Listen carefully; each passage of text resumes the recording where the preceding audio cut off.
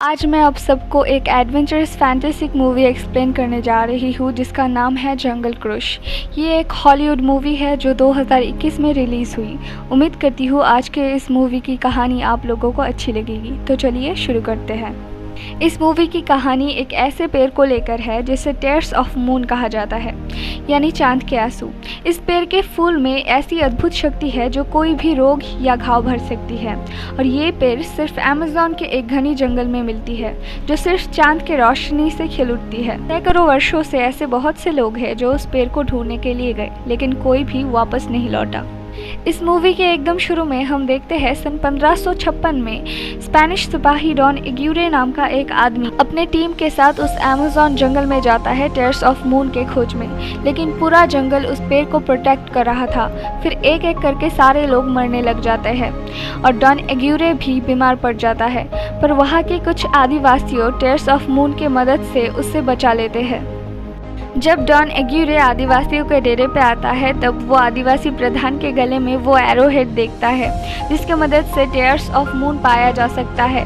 फिर डॉन एग्यूरे उन्हें मार डालता है, उनके डेरे पे आग भी लगा देता है। लेकिन मरने से पहले प्रधान डॉन एग्यूरे को श्राप देता है कि वो कभी भी नदी से दूर नहीं जा पाएगा और इंसान होके भी मरेगा भी नहीं और चैन से जी भी नहीं पाएगा। इसके बाद हम देखते हैं उसके 300 साल बाद सन 1916 में लंदन के एक रॉयल क्लब में मैग्रेगर नाम का एक आदमी टेयर्स ऑफ मून के बारे में बात कर रहा था, क्योंकि हाल ही में कुछ लोगों को एक एरोहेड मिला था जिससे उस पेड़ पे फूल खिलाया जा सकता है। लेकिन वहाँ पे रहने वाले कोई भी लोग इस बात पे विश्वास नहीं कर रहे थे। दूसरी ओर मैग्रेगर की सिस्टर डॉक्टर लिली, उसके दिमाग में कुछ और ही बात चल रही थी। वो उस एरोहेड को चुराने की सोच रही थी जो उस म्यूजियम में था। फिर डॉक्टर लिली उस एरोहेड को चुरा लेती है। जाते वक्त जर्मन प्रिंस जोआकिम जो उस एरोहेड लेने के लिए आया था लिली को देख लेता है। फिर लिली उन सब को धोखा देके वहाँ से निकलने की कोशिश करती है, पर एक्सीडेंटली खिड़की के बाहर एक लैडर से लटक जाती है। तभी वहाँ पे प्रिंस जोआकिम आके बोलता है, अगर तुम बचना चाहती हो तो एरोहेड मुझे दे दो। फिर लिली उस बक्से को प्रिंस जोआकिम को वापस कर देती है जो कि खाली होता है। तभी लिली का भाई उसके एकदम नीचे एक बस रोकता है और लिली बस के ऊपर गिर जाती है और वो दोनों वहाँ से भाग जाते हैं। फिर हम देखते हैं लिली और उसका भाई अमेज़न जंगल में जाने की तैयारी कर रहे थे टेयर्स ऑफ मून के खोज में। फिर हम इस कहानी का एक और अहम किरदार को देखते हैं जिसका नाम था फ्रैंक, जो कि एक टूर गाइड था। फ्रैंक एक बहुत ही चालाक और मज़ेदार किस्म का आदमी है जो कि जानता था कैसे पैसेंजर्स को बुद्धू बना के ज़्यादा पैसे कमाया जा सकता है।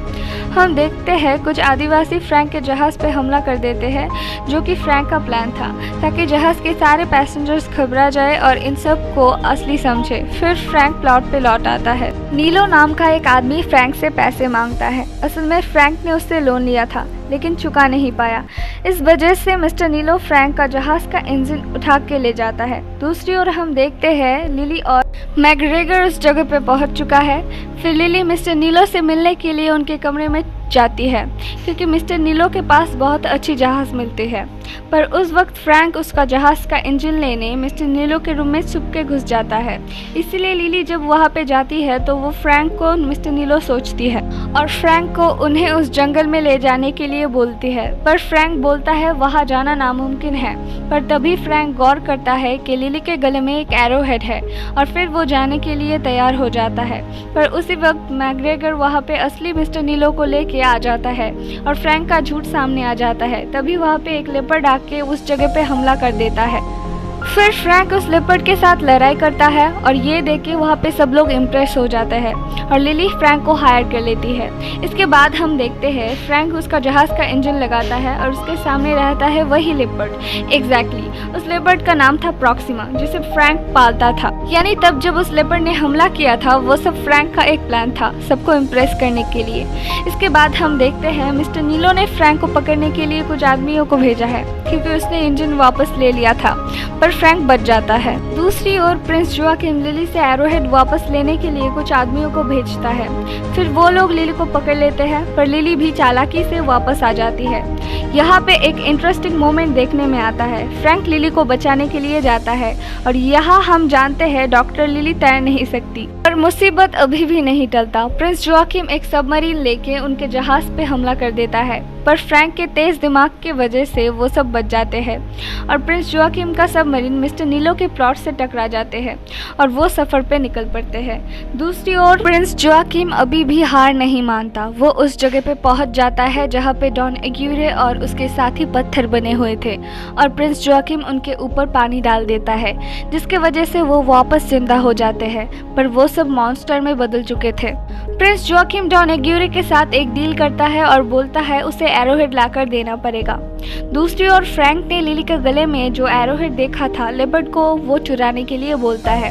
फिर अचानक से वो सब देखते हैं कि सामने एक विशाल झरना है और वो सब उसमें गिरने वाले हैं। फिर बहुत मुश्किल से वो सब वहां से बच के निकल आते हैं। दूसरी ओर उस जहाज के हिलने की वजह से एक बियर का बॉटल गिर जाता है और जब लेपर्ड एरोहेड चुराने के लिए वहां जाती है तो बियर पी के नशे में आ जाती है। इसके बाद हम देखते हैं एक जगह पे जहाज रोक के मैकग्रेगर और फ्रैंक लकड़ियां काट रहे थे। दूसरी ओर लिली को शक था फ्रैंक के ऊपर, इसीलिए वो चोरी छुपे फ्रैंक के केबिन में घुस जाती है। वहाँ पे ऐसी चीज थी जिसे देखकर लिली समझ जाती है कि टीयर्स ऑफ मून के बारे में फ्रैंक को भी बहुत कुछ पता है।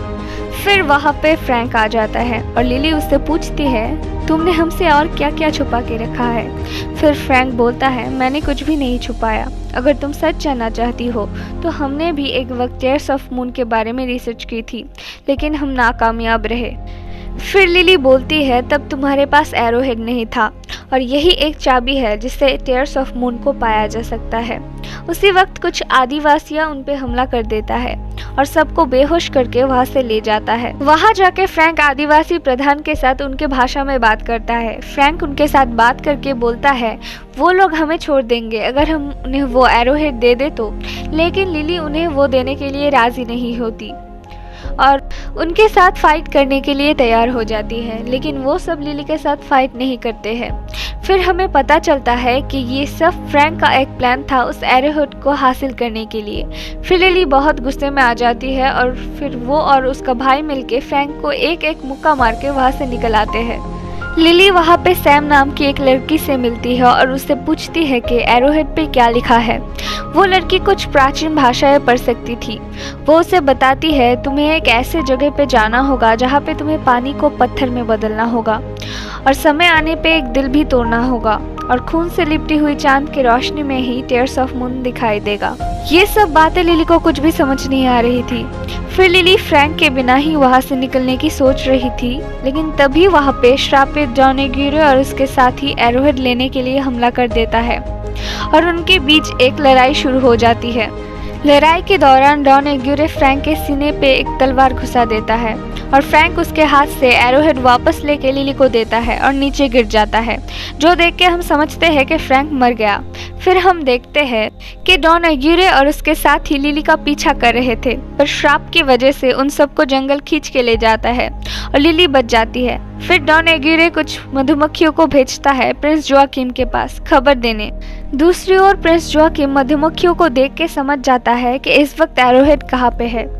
फिर हम देखते हैं लिली चलते चलते नदी किनारे फ्रैंक को पड़ा हुआ देखती है और देखती है कि वो अभी जिंदा है, पर ताज्जुब की बात यह है कि फ्रैंक के सीने पे वो तलवार अभी भी थी, लेकिन कोई ब्लड नहीं था। तब फ्रैंक बताता है कि उसका उम्र 400 साल से भी ज्यादा है।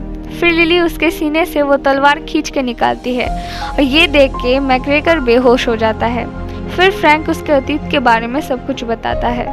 वो बताता है कि ये कहानी शुरू हुआ था 16वीं शताब्दी में। तब वो डॉन एग्यूरे का एक साथी था। डॉन एग्यूरे को एक बेटी थी जो बहुत बीमार थी। तब वो ठीक करता है जैसे भी हो टीयर्स ऑफ मून को ढूंढ निकालना पड़ेगा, इसीलिए वो अमेज़न के लिए रवाना हो जाता है। वहाँ जाके वो जब मुसीबत में पड़ता है तब आदिवासी उन्हें बचा लेता है। फिर डॉन एग्यूरे आदिवासी प्रधान को मार के एरोहेड लेने के लिए कोशिश करता है, लेकिन एरोहेड प्रधान के बेटी के पास होता है। जब वो उस लड़की को मारने के लिए जाता है तब फ्रैंक उससे रोकता है और उन दोनों के बीच लड़ाई हो जाता है और वो फ्रैंक के सीने पे छोरा घोंप देता है। पर मरने से पहले आदिवासी प्रधान डॉन एग्यूरे को श्राप देता है, लेकिन वो श्राप फ्रैंक को भी लग जाता है। फिर फ्रैंक चालाकी से डॉन एग्यूरे और उसके साथियों को एक ऐसे जगह पे फेंक देता है जो नदी से बहुत दूर है और वो सब पत्थर बन जाते हैं। दूसरी ओर प्रिंस जोआकिम लिली के भाई को अगवा करके ले जाता है और उससे पूछता है कि लिली और फ्रैंक कहाँ पे है। दूसरी ओर लिली और फ्रैंक एक जगह पे पहुंच जाता है जिसका नाम था लालूना रोटा। यानी वो जगह जहाँ पे उन्हें पानी को पत्थर में बदलना होगा। फ्रैंक यहाँ पे पानी के नीचे एक एंट्रेंस देखता है, लेकिन वो बहुत पतला था, जिस वजह से फ्रैंक वहाँ पे नहीं जा सकता था। फिर वो लिली से कहता है तुम्हें वहाँ पे जाना होगा, लेकिन लिली को तो तैरना नहीं आता था, इसीलिए फ्रैंक उसे हेल्प करता है और लिली एंट्रेंस खोल देती है। फिर वहाँ का सारा पानी नीचे बह जाता है। पानी हट जाने से वो देखते हैं कि प्रिंस जोआकिम का सबमरीन भी वही है और उनके साथ मैकग्रेगर भी है। फिर प्रिंस उन सब को पकड़ लेता है। जान के खातिर वो सब प्रिंस को मदद करने के लिए तैयार हो जाते हैं। फिर वो सब उस जगह पे पहुंच जाते हैं जहाँ पे वो पेड़ था, लेकिन वो पेड़ एकदम बेजान था।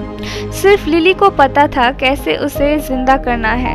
फिर फ्रैंक बोलता है वो भी मदद करेगा, लेकिन उसके बदले उसे भी एक फ्लावर पेटल देना पड़ेगा, क्योंकि उसे भी वो चाहिए था खुद को श्राप मुक्त करने के लिए। फिर लिली कहती है उसे भी एक चाहिए, लेकिन प्रिंस जोआकिम कहता है कि सिर्फ किसी एक को फ्लावर पेटल मिलेगा, और ये ठीक होता है कि लिली वो फ्लावर पेटल लेगी। फिर फ्रैंक और लिली मिलके एरोहेड के अंदर जो लाल पत्थर था उसे निकाल के उस जगह पे लगा देता है।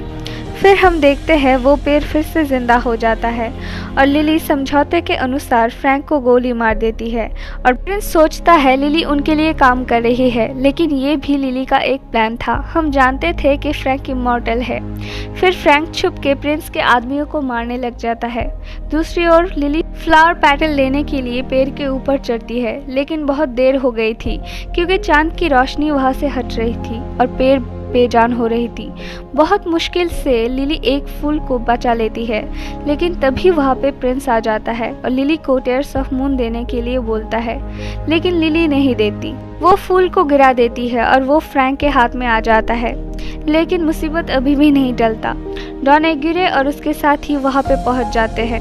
फ्रैंक मैकग्रेगर और लिली को एक जगह पे उतार के उसका जहाज लेके आगे की ओर जाता है और डॉन एग्यूरे और उसके साथियों के साथ मिलके फ्रैंक के ऊपर अटैक कर देता है टेयर्स ऑफ मून के लिए। लेकिन फिर वो सब देखते हैं कि वहाँ पे टेयर्स ऑफ मून नहीं था, जो था मैकग्रेगर के पास, जो फ्रैंक ने पहले ही उसे दे दिया था। फिर पानी नीचे गिर जाता है और वो जहाज एक जगह पे जाके टकरा जाता है और फ्रैंक के साथ साथ डॉन एग्यूरे और उसके आदमी पत्थर बन जाते हैं। फिर लिली फ्रैंक को बचाने के लिए टेयर्स ऑफ मून को फ्रैंक के मुंह में देता है। कुछ देर बाद फ्रैंक वापस ठीक हो जाता है। फिर हम देखते हैं पत्थर के एक कोने से थोड़ी सी चांद की रोशनी निकल आती है और एक फूल खिल उठता है। फिर वो सब एक राफ्ट पे सवार होके प्लॉट पे वापस आ जाते हैं।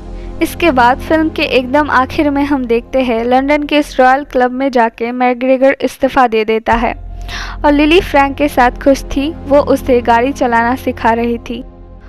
अगर आपको हमारी वीडियो अच्छी लगी हो तो वीडियो को लाइक करके चैनल को सब्सक्राइब ज़रूर कर देना और वीडियो को ज़्यादा से ज़्यादा दोस्तों के साथ शेयर करना।